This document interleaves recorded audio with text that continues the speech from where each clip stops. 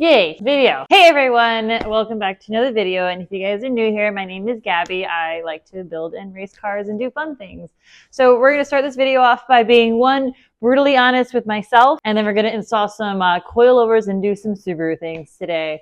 But not even really honest with myself, but with you guys, I have legit not filmed a video since SEMA, like first week in November. Why, you may ask? 2022 was genuinely a lot for me. It was a lot with my personal life. It was a lot with my professional life.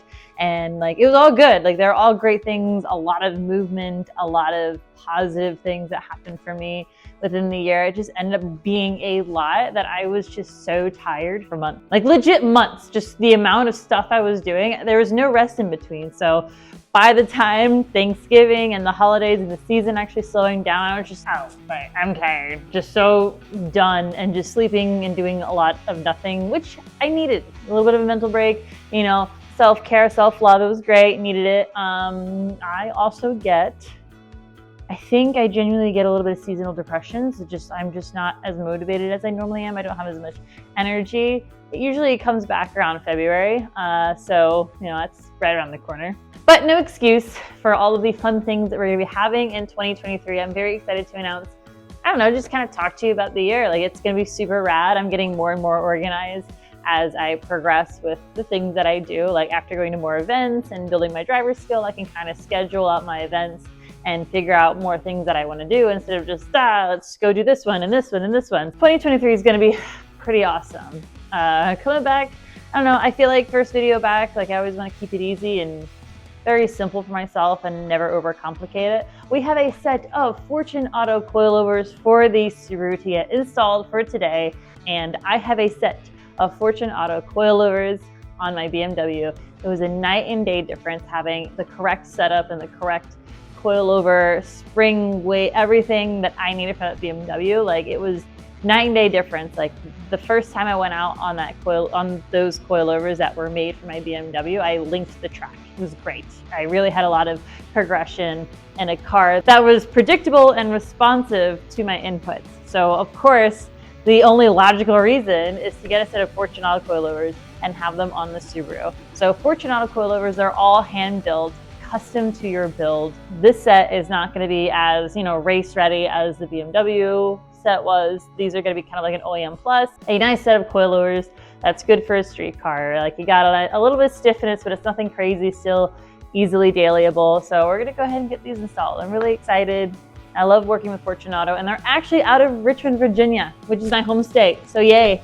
Represent home team VA. I'm cold. This is actually a heated jacket that my mom got for me. I don't do very well in the cold, and the garage isn't heated. So I have a space heater and a heated jacket, and hopefully we'll get through the whole install today before I get too cold. So what's on here now is actually stock struts with lowering teen springs. When I bought this car, it actually had a set of Moton coilovers on it. And if you all are familiar with Moton, then you know that they're at the same level as AST's, like, top of the line coilovers for this car. That there's probably only a couple hundred made in the US for the 04 WRX, but I sold them so that I could go to my first SEMA show back in 2019, I think it was. Yeah, I sold them and put the car on stock suspension so that I could go to SEMA 2019. I was committed. I made it happen. I found a way and made it happen. And now we're here putting in new coilovers.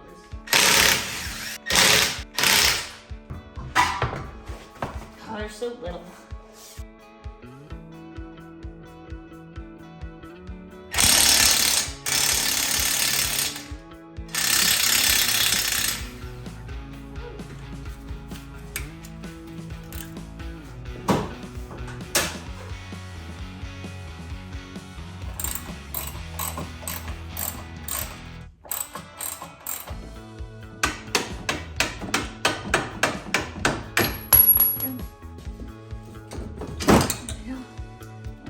Back there so I don't lose them.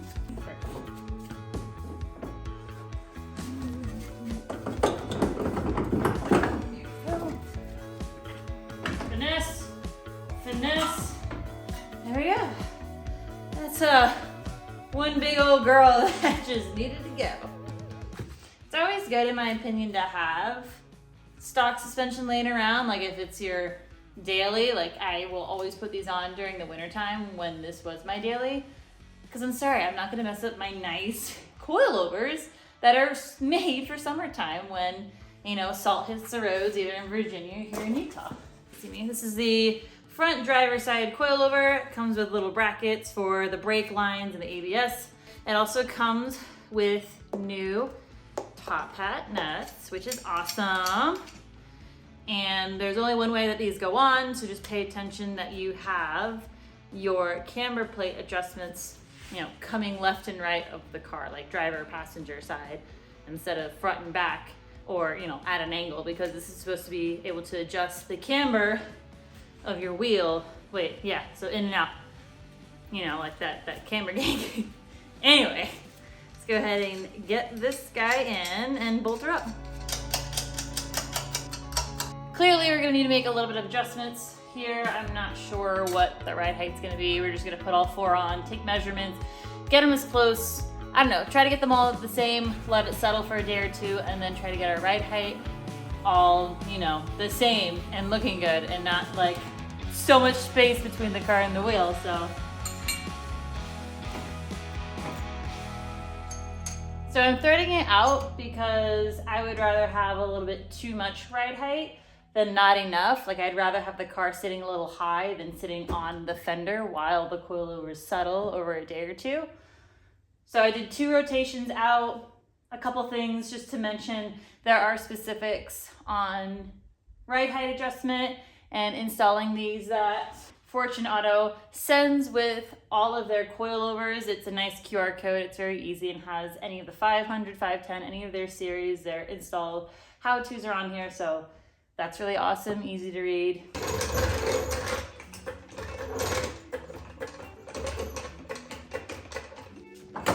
The jack, in theory, is just supposed to lift the knuckle up. You guys are picking up what I'm putting down, right? Just goes to show you don't really need to be super strong to work on cars. You just need to be resourceful. So this is the camber bolt, as y'all can see. Obviously, I'm gonna need to get an alignment for this car once I'm done, but I'm gonna go ahead and clean it off and put some anti-seize on it so it's not so difficult to remove next time. Dude, I'm telling you, cleaning your hardware when you're installing new parts, if you're reusing hardware, is always a good thing to do. I was taught early on when I had a buddy who was in the Air Force, who, like, you know, he was a mechanic in the Air Force, he knew his stuff, but he was OCD. So I had this guy who knew what he was doing, but he was a little OCD, and he cleaned everything every single time he took his car apart. And it was annoying, but it gave me such a good foundation for learning on cars, and I'm not gonna lie. So I genuinely appreciate you, Dan. You know who you are. All right, now we're gonna get these installed. So we're gonna do this bottom bolt first, some anti-seize on it, also Permatex. I've had this thing forever, and it's so goopy, and whenever I use it, it always gets on everything. There we go. Beautiful. Okay, that's a little much. Sorry, everybody.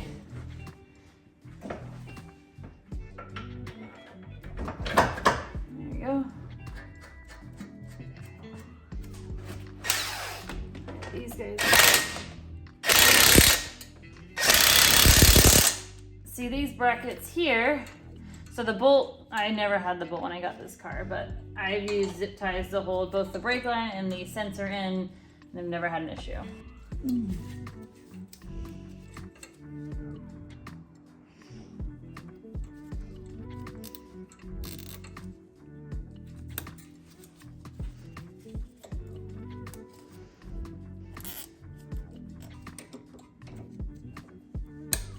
I'm gonna go ahead and torque down the bolts that hold the strut to the hub. There's 2 right here, which is the camber bolt, and the other one below it. And then I'm gonna go ahead and do the passenger side, put the wheels on, get the car down, and then I will do the 3 top hat bolts that hold it to the engine bay. Easy peasy, lemon squeezy.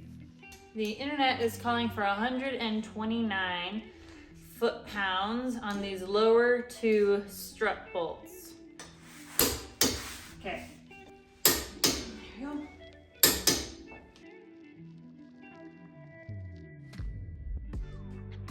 Okay, so for measuring ride height, this is the spring perch, this is the locking nut, everything here. So you loosen this and then you turn this part of the shock to adjust ride height. Once you think you have the ride height, you lock this guy down. And for me, I got the passenger side in. So I'm gonna go ahead and measure the driver's side and then match the other side, what this distance is. To get it close enough, and it's not gonna be perfect, there's still gonna need to be some adjusting, but at least I can get a reference. So at the bottom here to the top here, looks like it's about 3.5.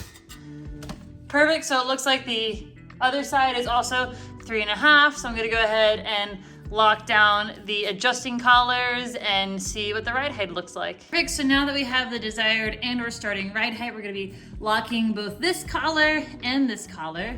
For the spring perch collar, there's actually a hex bolt.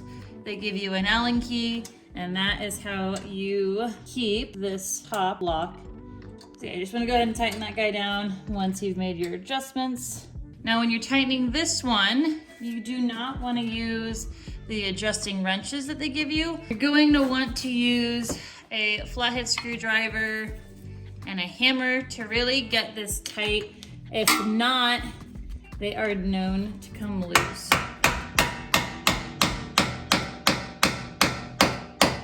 To be honest, I feel like that's pretty tight.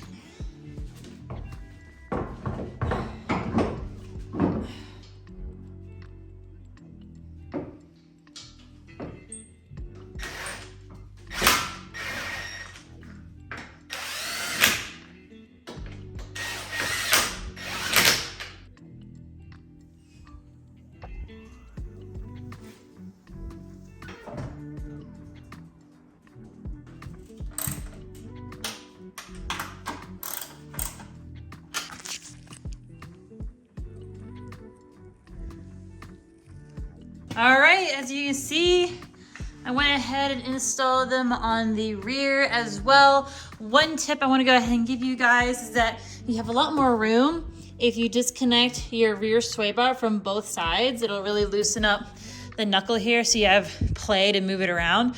But we have our rears in. They are tightened down, torqued down to spec. And honestly, we're just gonna put our wheels and tires on and see how the Subaru is, you know, on the ground, like see if it's too high or short. You know, I forget what the words are. You know what I mean. All right, quick outro because I forgot to do it in the garage. We took the Subaru, put it down on its wheels and tires. The rear needs to be risen up a little bit, but we're gonna go ahead and let it settle overnight.